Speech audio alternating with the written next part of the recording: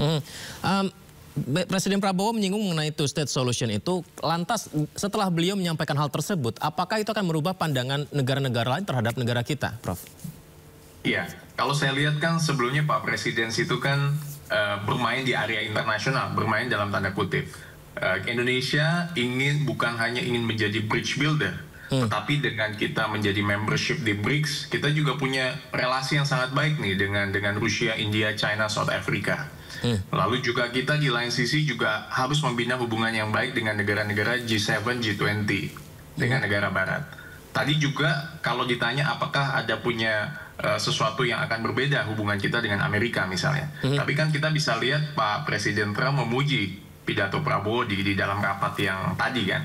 Artinya peran Pak Presiden ketika tampil perform di dalam panggung dunia tadi di-acknowledge, diakui oleh Pak Donald Trump. Presiden Donald Trump bahwa ini adalah sesuatu yang baik dan ini adalah great speech dia bilang. Nah ini yang menurut saya tidak perlu khawatir dengan hubungan berbagai negara. Yang penting Indonesia tetap stance politik luar negerinya adalah politik luar negeri yang bebas aktif, tetapi kita tetap harus berimbang. Artinya baik dengan Barat dan Timur.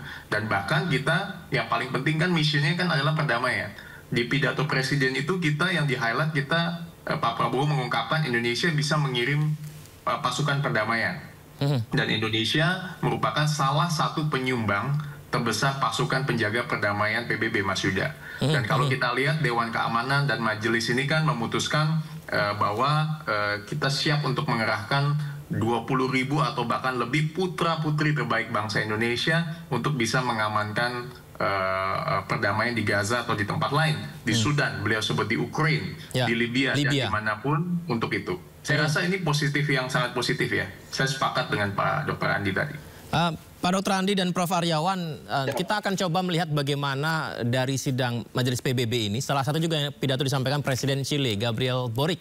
Ia menyampaikan kritik keras nih Bapak-Bapak ke Israel dalam pidatonya di sidang Majelis Umum PBB. Tapi Gabriel Boric tidak ingin kekerasan dibalas kekerasan, namun Netanyahu harus bertanggung jawab dan diadili di pengadilan internasional atas genosida yang dialami rakyat Gaza. Kita simak dulu Bapak-Bapak berikut ini.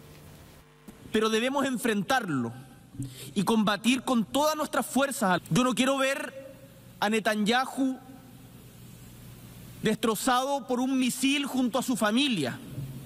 Quiero ver a Netanyahu y a los responsables del genocidio contra el pueblo palestino enfrentados a un tribunal de justicia internacional.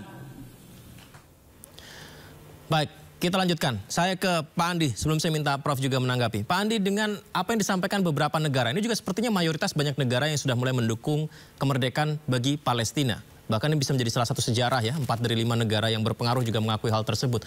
Nah, apakah akan ada perubahan ke depannya dengan hal seperti ini? Atau hanya teori semata ketika Majelis PBB memberikan kesempatan pemimpin dunia menyampaikan pidatonya? Pak Andi. Baik, Mas Yuda. Saya berpikir kalau kita berbicara tentang perjuangan, maka perjuangan itu harus terus digaungkan.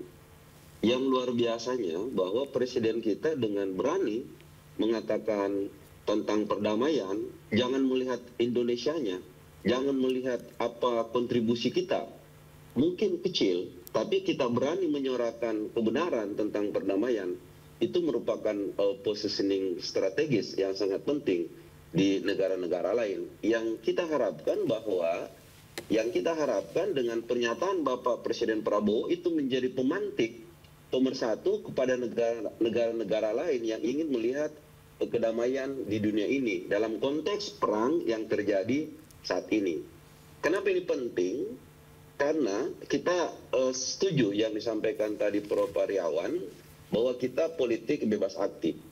Kita bebas menyampaikan pendapat dan positioning. Tapi tentu kita harus aktif untuk menyampaikan pesan-pesan perdamaian.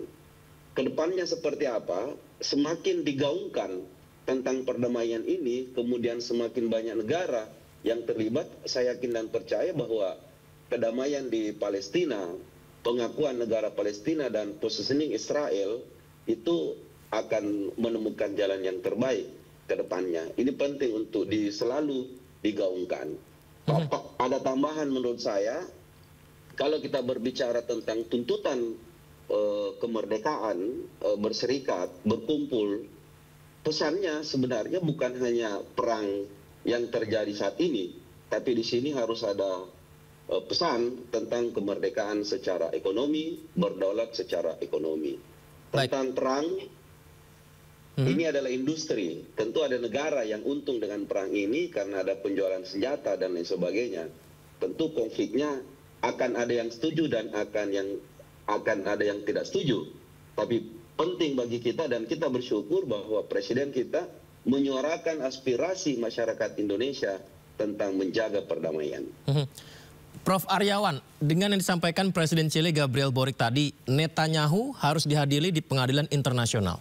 Kemudian Presiden Prabowo Subianto menyampaikan two-state solution, kemerdekaan Palestina adalah kunci. Apakah ini adalah sebuah dua hal yang berbeda atau sebenarnya satu selaras, Prof?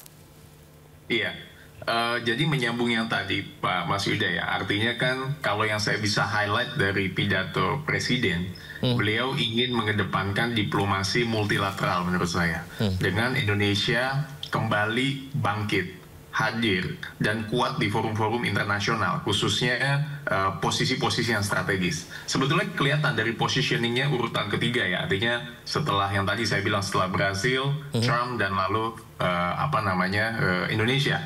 Dan ini juga menegaskan yang tadi saya bilang bahwa Indonesia mengakui solusi dua negara. Artinya clear lah, kita mengedepankan yang kita underline perdamaian dan keamanan dunia. Itu yang beliau inginkan dan beliau menekankan bahwa kami pemerintah Indonesia siap mendukung perdamaian dan keamanan dunia, bahkan mengirimkan bantuan baik secara material dan juga bantuan putra-putri terbaik bangsa. Artinya itu satu hal. Nah, kalau tadi yang disampaikan oleh Presiden Chile, memang sesuatu hal yang berupa satu statement, berupa penegasan. Artinya merupakan posisi dari negara itu. Ya, itu tidak salah. Dan itu memang tentu hal yang cukup berbeda. Artinya kalau kita menginginkan stressingnya lebih ke perdamaian dan keamanan dunia, beliau stressingnya adalah tadi seperti yang disampaikan poin penting untuk Israel. Nah, ini yang menurut saya kita tidak perlu khawatir dan tidak menjadi masalah karena positioning Indonesia kan sudah jelas dan rekognisi itu kan mendapat pengakuan dunia yang begitu besar. Dan kalau kita lihat kan memang responnya sangat baik dan tawaran 20.000 pasukan perdamaian untuk peran aktif sebagai penengah global itu bukan sesuatu yang hanya simbolis, tetapi itu statement di depan seluruh pihak. Dan Presiden Trump pun juga cukup mendengar, artinya mendukung bahwa ini memang two-state solution menjadi sesuatu yang baik. Prof, banyak negara yang mengapresiasi mendukung two-state solution dari Presiden Prabowo, tapi mirisnya yang harusnya negara mengikuti ataupun menghargai hal tersebut, yakni Israel, Netanyahu dalam hal ini menolak usulan tersebut karena merasa justru ingin memperluas wilayah mereka. Ini bagaimana ketika ada bentrokan seperti ini, Prof? Iya, ya artinya kalau bentrokan seperti itu kan memang konflik ini kan menjadi satu konflik yang sudah cukup lama ya. Artinya konflik yang berkepanjangan dan sudah sangat panjang. Artinya memang memperluas wilayah itu memang yang selalu diinginkan oleh salah satu pihak. Kalau kita lihat kan ini kan dari 7 Oktober 2023 kan ada konflik militan, lalu ada Hamas, ada invasi, lalu ada serangan terhadap Israel dari jalur Gaza, Israel balas lagi, saling membalas. Nah, ini kan sesuatu yang memakan korban dan infrastruktur. Artinya dua negara ini kan ingin memperluas wilayah, ingin mendapatkan rekognisi, dan konflik ini memiliki dampak yang sangat besar, baik pada ekonomi, politik, dan sosial di kedua wilayah. Artinya beberapa negara akan terus mengupayakan ke sini. Ya, artinya menurut saya kalau kita memang fokusnya dan UN aktif dan UN lead dalam hal ini, memimpin dalam hal ini negara-negara untuk bisa bergabung dalam kaitan dengan perdamaian dan keamanan, saya rasa akan lebih mudah. Karena upaya perdamaian ini kan sudah lama ya. Dari mulai penyelesaian konflik, ada perjanjian Oslo juga pada waktu itu, dan inisiatif perdamaian yang lainnya, ini kan juga sangat besar. Tetapi kan upaya itu tidak mudah. Nah, menurut saya spiritnya sudah sama. Ini di dalam high-end leaders meeting ini sangat bagus menurut saya diangkat mengenai hal ini. Jadi kita bisa tahu positioning masing-masing negara gitu kan. Dan kita bisa melihat bahwa Indonesia ingin menunjukkan bahwa kita bukan menjadi follower, tetapi kita ingin melihat ingin menjadi playing field yang sama, memiliki level of playing field yang sama. Dan kita tentu mengutuklah kekerasan dan menyerukan perdamaian yang terjadi di konfliknya Israel dan Palestina. Gitu.